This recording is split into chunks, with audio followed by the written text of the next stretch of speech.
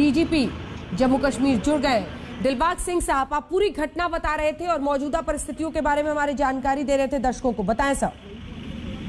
मैं ये कह रहा था कि श्रीनगर और इसके आउटस्कर्ट्स में कुछ अच्छे से टेररिस्ट की मूवमेंट हो रही है, जिसके चलते सिटी में 3 से 4 कामयाब ऑपरेशन जो है पिछले 2-3 हफ्ते में हो चुके हैं।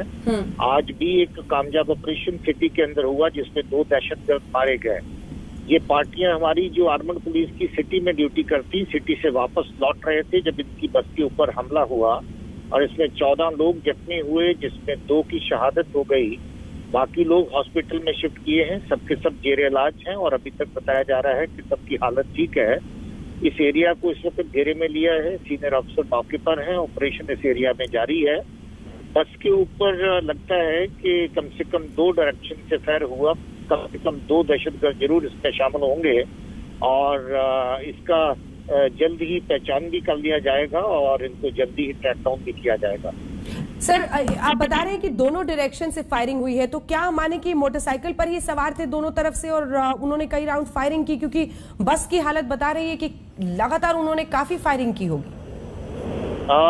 मोटरसाइकिल पे सवार होना ना होना इस वक्त नहीं कह सकते, मगर पास की गलियां जो इस एरिया से नीचे से ऊपर की तरफ आती हैं, जो मेन रोड के साथ मिलती है, उन गलियों में पनाह लेकर के शिफ्ट करके फायर करना गाड़ी पर मुमकिन है, क्योंकि बहुत सारी ऐसी गलियां हैं जो इस रोड के साथ मिलती है और ऐसा ना होगा कि 2 जगहों से फायर इसके ऊपर किया गया और काफी फायरिंग बस के ऊपर की गई।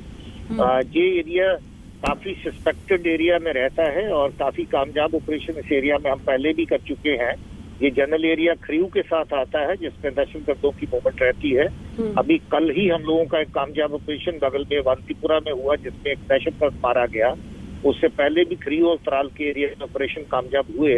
इस एरिया में मूवमेंट रहती है। ये कोई ग्रुप नया हो सकता है जिस एरिया में मूवमेंट में रहा हो और मेरा ये मानना है कि हमारी पार्टियां इस वक्त काम पर हैं और हम जल्दी इस ग्रुप को आइडेंटिफाई भी करेंगे और न्यूट्रलाइज भी करेंगे। जी, 2 सवाल है सर आपसे। दिलबाग सिंह साहब, आपने बताया कि आप लगातार ऑपरेशंस कर रहे हैं आतंकियों के खिलाफ इन इलाकों में, इसी से बौखलाकर क्या उन्होंने इस तरह की घटना को अंजाम दिया है? तो दूसरी तरफ से जो एसओपी जी बौखलाहट का हिस्सा भी है और उनके जो घटिया डिजाइन हैं, जो उनकी साजिशें रहती हैं, उसका हिस्सा भी है। पाकिस्तान और उसके हैंडलर्स हमेशा कोशिश करते हैं कि दहशतगर्दी की कार्रवाइयां जो हैं वो किसी न किसी रूप में उनको जिंदा रखा जा सके, मगर पुलिस और सिक्योरिटी फोर्सेस की कोशिश है कि इनको पूरी तरह नाकाम किया जाए और इस तरह की कार्रवाइयों को रोका जाए।